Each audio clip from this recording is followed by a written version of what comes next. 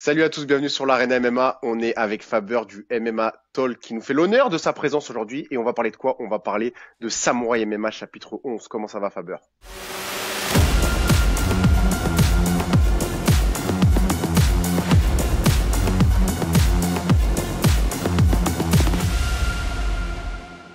Ça va super, toi, mon gars?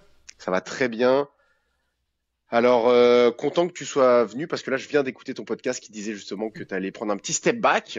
Mais bon, ce n'est Ouais, qu'un step ouais. back. Ce n'est qu'un step back. Non, c'est ça, puis pour Samouraï, il n'y a rien qui change, là. C'est comme Exact. l'affaire que j'aime encore dans toute la patente. Donc, on est là pour parler des combats avant, après, tout va être couvert, là. L'Arena MMA Talk partout, man. Parfait. Wall-to-wall coverage, les boys. Exactement. Alors, on va commencer par le main event. Je pense que j'en ai déjà beaucoup parlé. Moi-même, j'en ai déjà beaucoup parlé. Donc, on va pas forcément s'éterniser sur Fred Duprat contre Jesse Arnett. Euh, je vais commencer. Ce que j'aurais à dire, c'est que Arnett, avant, je le connaissais pas. Beaucoup me disaient attention, c'est un ancien, on peut comparer ça à un Jesse Ronson, etc., etc. J'ai l'impression qu'on m'a survendu le Jesse Arnett et j'ai l'impression que pour Duprat, ça va être un test, oui, mais un test qui devrait passer sans problème. Ben, tu sais, c'est sans aucun doute son plus gros combat, là. On peut pas faire autrement. Jesse Arnett, c'est une légende du MMA canadien. Le problème, quand tu dis qu'on te l'a survendu, c'est que comme t'arrives à un moment où, oui, en effet, comme on n'a plus le Jesse Arnett qu'on avait, là. Malheureusement, moi, c'est un bon ami à moi. Jesse, il est même venu passer du temps chez nous là, pendant 2 jours après le combat qui a pas eu lieu au dernier Samouraï. Puis, tu sais, man, j'ai forcé d'admettre que c'est quelque chose que je regarde puis je trouve un peu triste. Tu sais, le dude, il a 40 ans, il n'a pas vraiment d'argent derrière lui, il n'a pas vraiment de comme plan pour la suite des choses parce que, tu sais, man, il faut se rappeler, Jesse Arnett, il y avait une offre à l'UFC pour affronter Danny Gay sur short notice, le premier pay-per-view Ngannou Miocic. Donc, il aurait pu là, être dans l'UFC, avoir une grande carrière, être un combattant canadien connu parce que à ce moment-là, il était sur une séquence de 12 victoires, il était encore au pic de ses habiletés. Malheureusement, le promoteur de TKO il a refusé l'accès parce que il y avait un combat à TKO, ce que je comprendrai jamais parce qu'il allait se battre contre Nate Maness à TKO. Donc, tu as un doute de l'Alberta contre un doute du Kentucky à Montréal. Ça va te vendre précisément 0 billet. Je sais pas pourquoi tu laisses pas le gars aller dans l'UFC, mais c'est un peu ça, TKO. Là. Si tu voulais aller dans l'UFC, il fallait que tu sois géré par comme le promoteur, basically. Fait il s'est fait couper cette opportunité-là. Malheureusement, pour lui, il a fini par perdre son titre TKO, mais par après, il est allé à UAE Warriors, il est devenu champion là. Mais c'est sûr que on a une version très depleted là, de Jesse Arnett en 2024. Puis quand tu regardes quelqu'un comme Fred Duprat, qui est sans aucun doute à son pic athlétique, à son pic d'habilité, c'est un combat que tu regardes puis tu te dis, ouais, je sais pas jusqu'à quel point ça va bien aller pour Jesse Arnett, mais c'est un nom légendaire dans l'MMA canadien. Puis Fred Duprat, s'il veut se rendre au plus haut niveau, l'UFC, ils savent c'est qui Jesse Arnett. Là. Ils voulaient l'engager, basically. Donc, voir une victoire comme ça sur la fiche à Fred Duprat, c'est ça là, qui va l'amener au plus haut niveau si c'est ça qu'il veut, ou juste comme dans la légende du MMA canadien en général. Tu sais, je sais qu'on va avoir Morgan contre Matteo Vogel qui va sans aucun doute là, déterminer le numéro un. Mais big, si Fred Duprat bat Jesse Arnett de façon convaincante, la question par rapport à qui est le numéro 2 va pouvoir se poser. Là. Est-ce que ça va être Fred Duprat ou le perdant de Arnett contre de Morgan contre Vogel, whatever. Mais c'est un énorme combat, même. C'est rare qu'on voit deux gros noms comme ça au Canada décider de s'affronter. Puis surtout après ce qui est arrivé le premier coup, tu sais, Fred il aurait pu dire ah non. Fuck that, trop vieux, pas Ouais, fiable. Si trouve-moi quelqu'un d'autre, mais il ouais. sait que ce match-up-là est gros. Puis il sait aussi que Jesse, comme il voulait vraiment se battre, là, c'est pas. Mhm. Tu sais, t'as des cas des fois là, qu'on n'aime pas ça dire ah, il a eu peur, là, là, mais des fois, on va quand même avoir un genre de vibe que c'est ça qui arrive. C'était pas ça dans ce cas-là. Le Jesse, man, il a barré son locker room puis il essayé de se cacher de la régie pour pas qu'il le voit, pour qu'il puisse aller se battre quand même, qu'il a passé sa journée à vomir partout. Donc, le gars, c'est un Warrior, je le sais pour un fait qu'il a besoin de cet argent-là. Fait que, il va être là. Ça va être un gros fight. Puis non, c'est sûr que en 2024, c'est dur de regarder ça et de pas se dire que Fred Duprat a un pas pire gros avantage dans ce combat-là. Là. Parfait, bon, bah, je pense que tu as fait un bon résumé de la situation et de qui est Arnett, parce que c'est bien, parce que moi, tu vois, je les connais pas, je les connais pas vraiment, ces combattants-là. Et je pense que je suis pas le seul. Dans ceux qui nous écoutent, il y en a pas mal qui vont prendre le cours d'histoire. En co-main Ouais, event, ouais, vas-y. ouais, vas-y, je fais juste dire, si il était là depuis le temps de TKO, ces gens-là, ils le connaissent, mais pour tous ceux qui s'intéressent à ça Il y a depuis beaucoup de plus jeunes, récemment que beaucoup de l'époque TKO, jeunes, non, ils connaissent pas Jesse Arnett du tout, c'est sûr. beaucoup de jeunes qui nous suivent et qui nous écoutent. Ouais. Shout out à eux. Donc, et aussi shout out aux anciens. Mandel Nalo contre Robert Ceres. Donc ça, excellente nouvelle pour Samouraï MMA, l'arrivée de Mandel Nalo. J'ai vu même un Ah, ben, article sur MMA Junkie qui disait que Mandel Nalo était potentiellement future signature UFC s'il gagnait son prochain combat. Est-ce que ça veut dire que Ceres aussi pourrait être dans l'œil de l'UFC s'il arrivait à battre Mandel Nalo? Je sais pas, c'est MMA Junkie, c'est pas l'UFC qu'on dit ça, mais ça reste un gros média MMA Junkie. Tu l'as vu?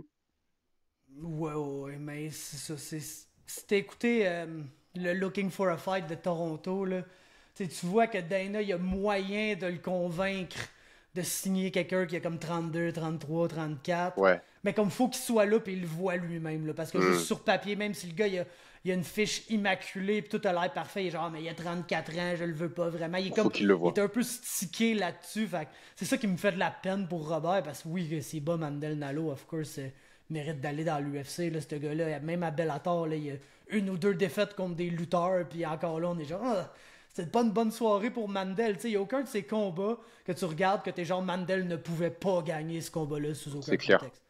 C'est d'ailleurs Donc, comme la terreur du TriStar, là, sa réputation dans le gym à ce gars-là est oui. légendaire. Là. J'écoutais même pas le UFC, puis j'entendais Georges Saint-Pierre dire les deux prochains, c'est Mandel Nalo puis Eman Zahabi. Là. Ouais, tout le monde me parle de Mandel Nalo depuis un petit moment, comme quoi c'est une légende, hein, comme tu dis, il est une légende. Son nom est légendaire à Montréal. Et beaucoup, je vais être transparent avec vous. Bon, moi, je le connais pas personnellement, Mandel Nalo. Je l'ai interviewé une fois, mais quand on parle aux gens, les gens te disent que Mandel Nalo, c'est pas faisable pour Robert Ceres. Moi, je dis que tout est possible. Ouais. C'est un combat de MMA, mais il paraît que c'est vraiment quelque chose, Mandel Nalo, et que techniquement parlant, meilleur que Robert Ceres. C'est ce que j'entends. Ouais, Alors ben, après, attention, hein, on en a vu des becs techniquement parlant perdre contre des gars qui arrivaient. En plus, Robert, il a l'arme fatale, c'est-à-dire la connexion fatale qui fait que t'es KO. Mais je suis intrigué à t'entendre. ouais, ben, c'est sûr que côté style match-up, c'est un peu dur de dire que Robert, ça va bien aller ici, là, parce que Robert, oui, il a la touch of death, sans aucun doute. D'un, on n'a jamais vu Mandel perdre de cette façon. C'est vraiment comme plus par grappling qu'il va perdre. Chose que Robert est très capable de faire aussi. Là. Mais ce qui va toujours me faire peur pour Robert, c'est de la façon qu'il rentre. Tu sais, c'est un fou furieux, il rentre avec ses gros crochets, puis c'est vraiment all action. Puis même contre Xavier Nash, là, qui est selon moi probablement sa meilleure victoire, il est resté un peu at range. Tu vois qu'il essaie d'être plus patient, mais dès qu'il a touché une bonne fois, là, on a vu Robert revenir, puis rentrer dedans comme un malade. Puis Mandel, c'est un sniper. Là. Vraiment, c'est ça son style. C'est quelqu'un qui reste loin, parce qu'il est très. C'est un grand slack là, pour sa division. Il a de très longs bras, de très longues jambes. Il a fini des gars par leg kick, le plus d'un. Puis ses straights sont excessivement dangereux, surtout en counter. Donc c'est un Robert qui avance de façon très agressive en se commettant. Ça se peut qu'il reçoive de quoi dans le plein milieu. Puis Mandel, il est clean, il est rapide. C'est vraiment, comme on dit, techniquement, là, c'est un fighter extraordinaire. Mais l'affaire que j'ai à donner à Robert, c'est que, comme je dis, les défaites de Mandel, c'est des défaites que tu regardes déjà. Il me semble qu'il n'aurait pas dû perdre contre ce gars-là. Qu'est-ce qui est arrivé? Donc, ça peut toujours se reproduire. Là.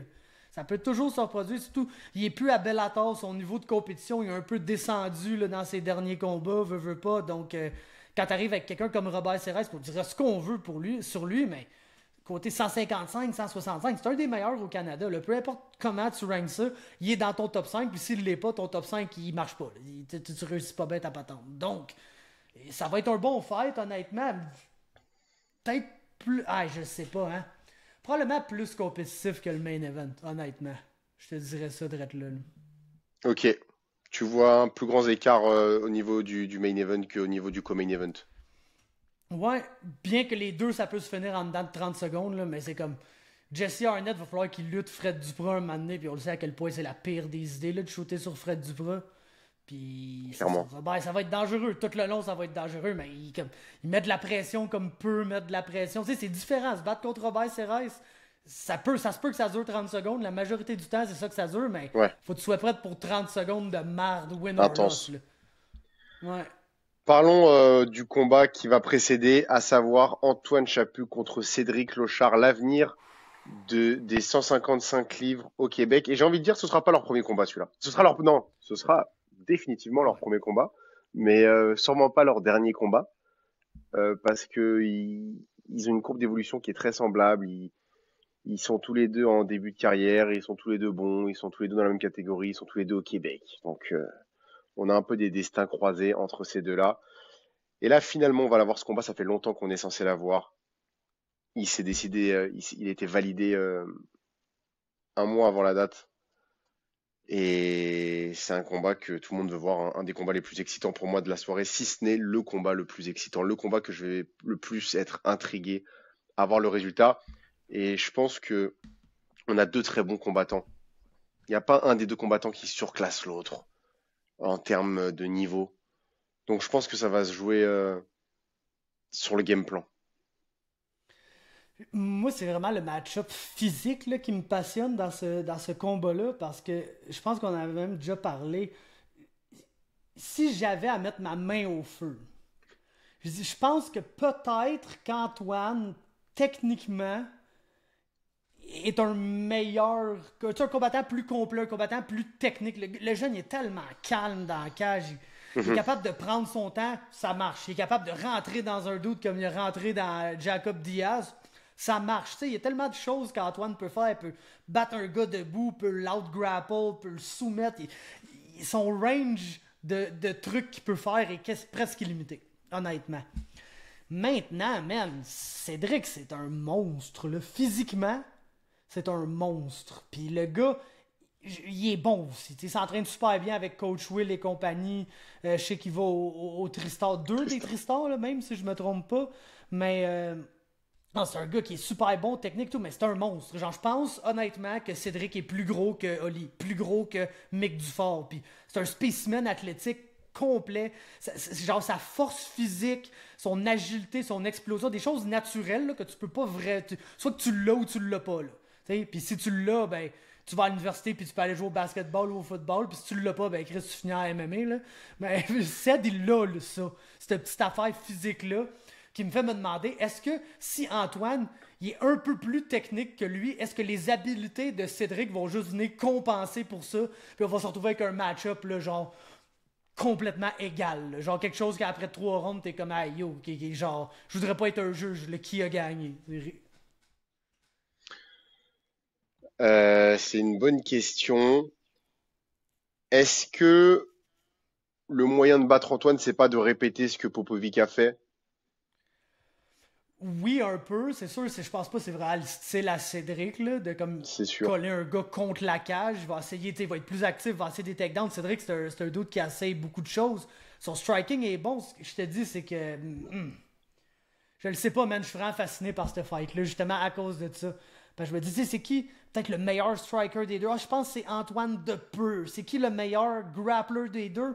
Je pense que c'est Antoine Depeux. Au niveau de la lutte, je pense que je le donnerais peut-être à Cédric. Honnêtement, c'est vraiment le gars pour shooter des takedowns que son adversaire voit pas venir. Il est très bon pour ça.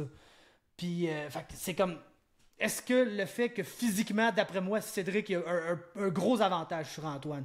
Tu sais, si Antoine, il y a une affaire qu'on peut pinpoint dans sa game, c'est que c'est pas genre le meilleur athlète naturel. Tu sais, je dis pas qu'il est non athlétique ni rien, mais genre, mettons, tu mets Cédric puis Antoine puis il court un 100 mètres, Cédric le smoke. Là. Tu sais, il le smoke complètement, d'après moi. Fait que, est-ce que la différence physique, ça va égaler le combat? Ou est-ce que la différence physique est tellement importante que même si Antoine est en théorie meilleur, il va juste se faire passer sur le corps ben raide parce que l'autre est juste trop gros pour lui, trop fort pour lui, trop physique pour lui? Je le sais pas. Tu sais, avec Kevin, ça a été dur d'amener au sol, mais Kevin est probablement encore moins athlétique que Antoine et Cédric, tu sais. Donc, quand t'as un dude qui est immensément explosif et puissant pis tout. Tu sais, l'exemple que je vais emmener, puis je compare pas les deux combattants, mais Kamaru Usman, ok? Nombre et nombre de fois, ce dude-là a shooté un esti de takedown de boboche, là. Genre mauvaise entrée, mauvais shot, mais le gars ferme ses mains puis tu t'en vas à terre, parce qu'il est tellement fort physiquement, il est tellement explosif. Genre, Cédric, il a ça, selon moi. Donc, est-ce que ça va complètement chavirer le combat, puis Antoine va se faire passer de ça à cause de ça, ou si il va être un peu plus technique que lui, puis la technique va l'emporter sur la force et l'athlétisme? Je le sais pas, je sais vraiment pas, man. C'est un des combats que je suis content de pas faire de prédiction, mettons, là. Mais en tout cas, tu vas devoir le commenter. Mais moi, franchement, j'ai l'impression que c'est du 50-50 ce combat-là. Je suis peut-être plus modéré que toi, mais la manière dont t'en parles, j'ai l'impression qu'Antoine, il est maigre. Mais c'est pas le cas quand même. Antoine, il est quand même. Tu sais, quand il cut, tu vois qu'il cut, et quand il revient dans la cage, tu vois qu'il a pris quand même. Oh ouais, non, écoute, si on a à mettre un tier list des genres du plus athlétique au moins athlétique, Antoine, il est comme en haut du milieu, selon moi, là. Mhm. Mais c'est C'est juste juste que Cédric, Cédric, man. il est. As-tu vu le dernier coup, là? C'est un esti de monstre, ce gars-là, là. Oh, ouais, il est balèze. Il est balèze, Cédric. Donc, énorme combat, Québécois contre Québécois. Chaput contre Cédric Bro, j'ai Lochard à quasiment ne pas peur, j'ai manquer. quasiment peur de dire que c'est le fight of the night parce que le dernier coup c'était Karim contre Isaac, puis tu sais, comme on Ouais, te on va le pas curse se. sur un esti de temps, celui-là, là, fait que C'est clair, on on dit va pas rien. se porter la poisse. En parlant de Isaac, on va parler de son partenaire d'entraînement, Alain Majoric, qui va se battre donc contre Stradzella. Je connais pas Stradzella, tu dois le connaître. Ben, Parle-nous-en. un bon ami de. Quand je faisais le podcast en anglais, mon ami Josh, c'est un de ses bons amis là, personnels, les deux qui viennent de Victoria en Colombie-Britannique. Mitch, après avoir perdu une coupe de combat ici et là, contre des très bons adversaires, là, genre Ali Wazouk, le champion, pis des doutes de même, il a décidé que pour son training camp, il allait sur le mainland. Parce que dans le fond, Victoria, petite leçon de géographie, c'est sur Vancouver Island. Donc, faut prendre un bateau puis tout pour se rendre là. C'est déconnecté du reste du Canada, là. C'est vraiment une île. Donc, pour ses camps d'entraînement, Mitch va habiter sur le mainland. Puis là, il s'entraîne à Universal MMA avec des gars comme Dejan Kajic. Il y a Cole Smith, le vétéran de l'UFC, qui est vraiment un très bon stratégiste dans son coin. Puis ça l'a beaucoup aidé. Peut-être pas comme ça rend sa game un peu moins le fun, là. Depuis qu'il est plus stratégique, je te le cacherai pas, tu sais, il est game d'aller chercher des takedowns, de faire la chose à faire pour gagner des combats, chose qu'avant il faisait pas vraiment, là. Avant, là, ces 3-4 premiers combats de Mitch Straszella, là, c'est all out action, le monde ça se kick dans la face, ça se drop, ça revient debout, tu sais, des action fights complètement ridicules. Là, il y a un peu de tame sa game pour être comme essayer de gagner plus de combats, là, pas toujours faire des guys 50-50 que il sait jamais vraiment s'il va gagner ou perdre au final. Puis tu sais, ça l'a aidé. C'est un match-up qui est prenable pour Alain. Encore un gars qui a immensément plus d'expérience que lui. Là. Je pense qu'il est 4-2 avec un no contest, donc c'est 7 combats professionnels. Mais tu sais, on l'a vu, Alain, il y avait un test à son dernier coup, il s'est fait ouvrir. Personnellement, nous, en commentant, sur le coup, on n'était même pas sûr de qui avait gagné ce combat-là. On était comme Amin a définitivement gagné la majorité du combat. Mais les moments où il y a eu du dommage, où il y a eu des grosses actions, c'est tout pour Alain. Tu sais, on s'entend. Puis Alain, il drop au premier round, passe proche de le finir. Même s'il perd la fin du round, selon moi, ça reste un round à Alain. Quand tu te fais drop sur ta tête, t'es à ça de te faire finir, t'as perdu le round. C'est Puis clair. au troisième, la façon dont il est sorti avec un takedown rapidement, le domino au sol, ça a comme La vraiment clôture, ouais. solidifié le combat pour lui. Puis tu vois qu'Alain, man, quand il y a de l'adversité, il est encore dans sa game. Puis je vais attribuer beaucoup ça à lui, évidemment. Le gars, il a beaucoup de cœur, puis tout, mais à son coach, son équipe, Patnaud, Gatineau, Sifoupat, Grosse équipe. c'est Et vraiment des gars. Puis comme Greg va le dire à chaque fois, parce qu'on est juste là, puis on l'entend, entre le 2 et le 3, Sifoupat, il y a toujours de quoi à dire d'intelligent, mais aussi d'inspirant, et aussi de technique. Tu sais, c'est pas juste le coach, genre Leon Edwards, qui est genre, faut que tu y arraches la tête, sinon tu vas perdre, nanana. Il va lui donner des trucs techniques tout en le motivant, puis il sait comment bien approcher chacun de ses fighters. Puis ça, c'est une grosse force. On va avoir deux très bons coins, là, sans Cole Smith, puis sa gang, puis Sifoupat, puis sa gang. Fait que je suis vraiment très excité pour ce match-up-là, mais Alain nous a montré qu'il était capable d'affronter des gars le plus haut Ouais. des rankings, qui avaient beaucoup d'expérience, puis de paraître comme si, justement, c'était sa place, là. Tu sais, comme il a pas l'air dans ces combats-là d'un doute que il fight out of his level partout, là. Fait qu'Alain, c'est déjà un des meilleurs dans la division au Canada, man, tout simplement. Très très fort, absolument. Franchement, il est impressionnant vu le nombre de combats qu'il a. Donc, road to the title, hein, tranquillement pour Alain Majoric. Ouais, c'est comme c'est ton candidat parfait pour Ouais, un combat pour initial de championnat dans cette ouais. division-là. Là. Gillis contre Maxime Côté. Bon, Maxime Côté, on a parlé déjà beaucoup de fois de Maxime Côté, de son premier combat, qu'on a hâte de le voir, que c'est un excellent lutteur et qu'il a un énorme potentiel. En ce qui concerne son adversaire, est-ce que tu le connais? Ouais, je l'ai déjà vu dans ses combats amateurs. Il se battait. C'est un gars de l'Est. Il se battait Alors, pour Fight League Atlantic. est-ce que il va tenir ou ça va être très Non. compliqué? Ok. Non, il tiendra pas, Vic. Bah, de toute façon, C'est c'est pas parce pas. que, honnêtement, c'est pas parce qu'il est pas Ouais, bon, là. C'est juste, il affronte Max Côté, là. c'est ça. C'est comme, il y a pas beaucoup de gens qui vont se retrouver au sol avec Max Côté puis qui vont être capables de faire grand chose. Puis je pense pas, de ce que j'ai vu de Rory Gillis, qui va être en mesure d'avoir assez de striking. Parce que souvent, ce qui est dangereux avec un gars qui est un grappler, là, comme Max Côté, que oui, il travaille son striking, puis tout, c'est bien sûr, mais il va se retrouver dans un combat professionnel où il y a quelqu'un qui va être tapé sa gueule avec des 4-11, tu sais. Puis des fois, quand le grappler se frappe un peu fort, ça le sort de sa game, puis ça va être difficile pour lui d'aller chercher ses takedowns, de travailler toutes ces choses-là. Je pense pas que Gillis, il a la patate pour Ok. déranger Max Côté. Fait que même si Max Côté mange quelques shots, d'après moi, ce sera pas l'autre qui va te le garrocher sur sa tête, puis tu sais, c'est comme... ça va être un bon combat là, pour Max Côté, sans aucun doute. Pourquoi pas une revanche par la suite côté contre Geno Poirier? Ça serait tout un fight, man. Honnêtement, là, Ouais.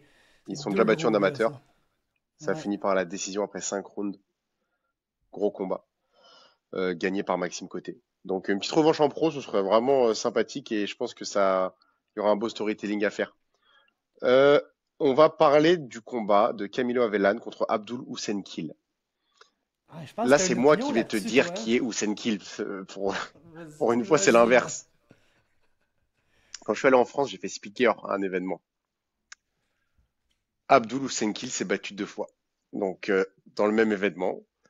Et c'était pas prévu hein, qu'ils se battent 2 fois. C'était même pas prévu qu'ils se battent contre le premier gars. C'était prévu qu'ils se battent contre quelqu'un d'autre. Là, il y a eu des problèmes de poids en France jusqu'au dernier moment. Souvent, bon, en plus, c'était de l'amateur, donc tu peux changer. Donc là, paf, il a un combat contre un mec qui connaît pas. Il le bat. Petit problème après pour un autre combat, 3 combats après. Et là, on lui dit, est-ce que tu veux te battre? Il dit, ouais, j'y retourne. Donc, il a fait 6 rounds intenses en une soirée. Il a préparé aucun des 2 combats qu'il a fait. Et il m'a impressionné. Hein. Il m'a vraiment impressionné parce que il a du cœur, il a de la force, il charge, il lutte bien et il arrête jamais.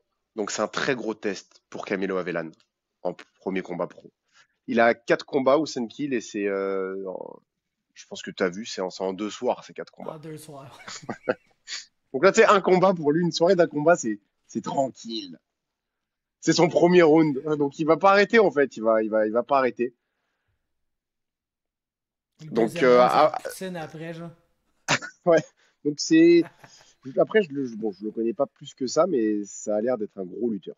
Donc à voir comment Camilo Avellan va gérer ça, est-ce qu'il va le striker, est-ce qu'il va réussir à défendre la lutte, est-ce que ça va aller au sol, comment ça va se passer, plein de questions dont on aura beaucoup de réponses, je pense, pour la suite de Camilo. C'est vraiment intéressant, man, parce que s'il y a une chose dans le game à Camilo que je suis comme. Pas que je questionne, mais que j'aimerais voir plus, c'est sa lutte. Tu sais, je le sais, le gars, il est bon debout. Là, sur un bon. Un autre grand slack à la Mandel Nalo, là, d'ailleurs. Là. Mhm. Ces gens-là, ils développent des styles debout. Là. Quand ils sont agressifs puis ils rentrent dans leurs adversaires, c'est probablement un de mes styles préférés. Là. Genre le volume striker super long. Là. C'est un style que j'adore en MMA en général. Puis, c'est comme il est vraiment très très bon au sol, puis weird au sol. Camilo, c'est pas quelqu'un qui a peur de se retrouver dans une hostie de position bizarre que t'es genre, qu'est-ce qui se passe là? Je suis pas trop sûr de qui est sur le top, qui est en dessous. C'est des positions dans lesquelles il est bien parce qu'il est flexible, il est super mobile au sol. Mais c'est ça, comme je dis, s'il affronte un gros lutteur qui essaie vraiment de smasher beaucoup puis de réduire son opportunité de bouger, ça va être très intéressant de voir comment ce match-up-là va se dérouler pour Camilo, qui, selon moi, c'est un des gars les plus prêts. Il affrontait, man, il se battait pour des titres à Fight Quest il y a 5 ans, là, ce jeune-là. Là. C'est quelqu'un qui aurait, en théorie, dû monter professionnel. Ben, il aurait pu monter professionnel en même temps que tu as un Yanis Hazard, un Taha Ben Daoud. Il est pas mal dans cette génération-là de fighters amateurs, mais il a juste continué à se battre amateur plus longtemps. Puis il a même comme il a perdu des combats amateurs ici et là, ce que je pense honnêtement qui est important. Tu sais, il y a comme. C'est-tu Zachary Powell qui avait genre une fiche de 500 amateur, là? T'es comme si il monte pro, c'est pas trop sûr, puis là il arrive pro, puis finalement il est super bon, puis il est comme 8-3, 9-3, quelque chose de même. 8-2, je sais plus trop, mais en tout cas, il est bon Zachary Powell, arguably. L'expérience amateur dans la victoire comme la défaite, ça y a beaucoup amené Mhm, après pour sa mhm. carrière professionnelle. Puis c'est important de voir ça. C'est quelqu'un qui se bat amateur 5 ans, perd jamais un combat, là, il arrive pro, t'es genre, ah, je sais pas, man. Est-ce qu'il a vu de l'adversité ou il y a rien qui smoke tout le monde? Puis je veux pas comme amener quelqu'un d'autre, mais tu sais, un Joe Ramsey, mettons. Un Joe Ramsey, 8 combats amateurs, mon gars, ça a dû durer 6 minutes 40 en tout, là, tout ça. Là. Les gars, ça restait pas debout devant Joe Ramsey amateur. Puis là, on voit que tu sais, il a réussi à se rendre à une crise de haut niveau professionnel, mais La quand ceinture. ça vient des guerres, des combats de 5 rounds, tu le vois qu'il n'a pas encore affronté toute l'adversité qu'il pourrait affronter. Puis je pense que Camelo, il a déjà ça un peu dans son background. Fait que j'ai vraiment hâte de voir. C'est un des gars que j'avais le plus hâte de voir faire ses débuts pro parmi tous les combattants amateurs au Québec, là, honnêtement. Fait en plus, s'il est devant un adversaire super legit, ça Oui, très va legit. juste être incroyable. Là. Et puis c'est l'inverse en termes de morphologie, les plus petits mais bien bien trapus. Donc on aura deux C'est styles un lutteur, totalement man. opposés. Ça, on va s'amuser. C'est ça que tu veux quand t'es un lutteur. Les grands lutteurs longs, c'est bizarre, là, faire de la lutte. Mhm. T'aimes mieux être petit et être déjà proche des hanches du gars pour pouvoir le shooter, tu sais. On va terminer sur une dernière parole et on va parler des débuts de Poisson et Bissinger. Donc deux amateurs également qui passent professionnels. Donc Poisson qui est un collègue de Avelan, qui a aussi beaucoup de routes en amateur, c'est ça? Ouais, ouais, lui, man, des fois, j'étais genre, yo, qu'est-ce que tu fais, Oli, man? T'es en aller aux États-Unis, man. Genre, oui, Hmm. mais me battre au Michigan contre un D1 wrestler. T'es genre, bro. Mais c'en est un autre que, tu sais, côté adversité, il l'a vécu, man. C'est pas genre un petit inconvénient dans ce combat-là que Oli Poisson va faire, oh fuck, Steven, je sais pas quoi faire, puis il va se faire choquer, puis il va perdre, tu sais. C'est quelqu'un, il en a Et son vu de la merde adversaire, quand tu le même, lui, là. connais? Pas à tout. Pas à tout. C'est un Français qui est C'est 1-3, un c'est pas Français, battu je le depuis connais pas non plus. 2019. Ouais. On va voir ce que ça donne. On va voir ce que ça donne. De toute façon, c'est des débuts pro. Et Bissinger, pour le coup, on m'en a parlé. On m'en a parlé parce que je le connais pas personnellement. Poisson, je le Ouais. connaissais. Bissinger, je le connaissais pas, mais on m'a dit que c'est un assassin. Ouais, c'est un autre genre de duel wrestler-grappler que j'ai hâte de voir. Parce que j'ai vu Briglio se battre à Vancouver. Je pense que c'est deux Alors? combats amateurs, j'étais là. Puis tu sais, c'est un gars du Universal MMA. Comme, c'est pas un gars que tu regardes puis qui a une affaire en particulier qui ressort du lot. Mais je me rappelle que de ces combats, il allait chercher des bons takedowns au moment opportun, puis semblait vouloir plus travailler au sol que debout, là, généralement, dans ses combats. Donc, tu sais, Bissinger, on le sait, il s'entraîne avec Tommy, man. C'est un bon grappler, c'est quelqu'un du Homa, si je me trompe pas. Donc, Tristar, je crois. ouais, Tristan aussi, mais en tout cas, whatever, man. Je sais Ouais. que Jeff m'en a parlé souvent, là, qu'il s'entraînait avec Tommy et tout. Fait que j'ai hâte de voir, man, honnêtement. C'est un autre doute que j'entends son nom ici et là, puis j'ai hâte de voir comment ça va se dérouler, parce que d'après moi, son adversaire va essayer de l'amener au sol, puis comme de, genre, le garder là. C'est pas un doute que quand t'es au sol avec, c'est pas Mick Dufort, là. T'es pas genre, tabarnak, je Mhm, suis au sol avec Mick Dufort, je vais mourir, tu sais. mhm. Fait que, moyen de travailler, mettons. Va laisser Bissinger travailler en masse. J'ai hâte de voir comment il travaille, man. Parfait. Bah d'ailleurs, tu parles de Mick Dufort à l'heure où on tourne le podcast. Il n'a pas encore combattu. C'est pour ça qu'on ne commente pas son résultat parce qu'à l'heure où le podcast vous le regardez, le résultat est déjà tombé. On espère qu'il a gagné. Ah, Et même ben, s'il n'a pas gagné, c'est pas grave, mais on espère qu'il a gagné. non, non, honnêtement, tu sais, Il a un probablement si tu gros prends client. toute la run de lui puis de Holly, probablement le plus gros adversaire que les Earth. Tu sais, gros, c'est un monstre, là, son adversaire, là, Largement, littéralement. Là. largement, Mais largement, Chris, s'il y en a un largement. qui peut passer une guillotine de marde là, d'un angle bizarre, c'est bien l'esti de Mick Dufort, man. Avec C'est son clair, c'est menton à clair. la Drew Dober, man, pis sa tête de con. Let's go Mick, on est totalement derrière toi. Eh Merci oui. Faber. Donc là on est à 8 combats. 1, 2, 3, 4, 5, 6, 7, 8. Ouais, on me disait qu'il y en a Je sais compter. potentiellement un neuvième, mais c'est comme, c'est pas c'est pas signé, ni annoncé, ni Mhm. rien. Mais peut-être Francesco Leporé qui pourrait être cette carte-là. Et il serait temps, j'ai envie de dire, pour l'annoncer, parce Ben, c'est ça. que après, Faut que ça, ça on peut le soit. faire. Hein? Faut que ça soit genre signé pis tout, là. Je pense que l'adversaire c'était pas 100% Hmm. locked pis tout, là. Mais en tout cas, Ok, whatever. donc On là, espère voir Francesco. on a une carte H2O potentiellement, là. Ah ouais, H2O, Oma, c'est nice. Moi, je suis Vraiment, content, vraiment. personnellement, là. Je veux dire ça, man. J'aime ça, voir ça.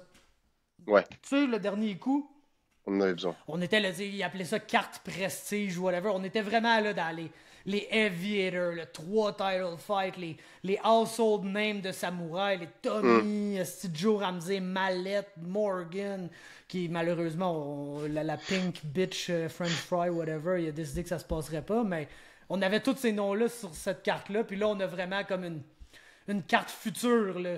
C'est avec tous des gars qui font leur début pro, des gars qu'on est excités depuis des années à voir combattre, puis là, on les a sur cette carte-là, puis pour moi, ça, c'est tout autant excitant là, qu'avoir une carte avec tous les household Je names, suis parce que d'accord. les household names, on sait que ça va être bon, on les connaît, on sait à quoi s'attendre.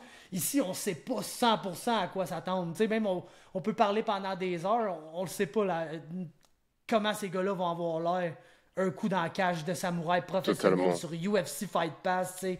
Fait que je suis vraiment, Non, vraiment c'est excité pour excellent. cet événement-là, C'est une man. très grosse carte. C'est une très grosse carte. On va continuer à vous en parler jusqu'au jour du combat. Et ce sera diffusé sur l'UFC Fight Pass. Et venez à la TOU, c'est selon moi largement la meilleure salle pour venir voir un show de MMA. Elle est magnifique. Où que tu sois, tu vois bien la cage, c'est Oh, parfait. il y a zéro mauvais siège, là. C'est impossible de pas voir, littéralement. Exact. Faber, merci beaucoup et à Toujours un bientôt. plaisir, mon gars. Yes. Ciao.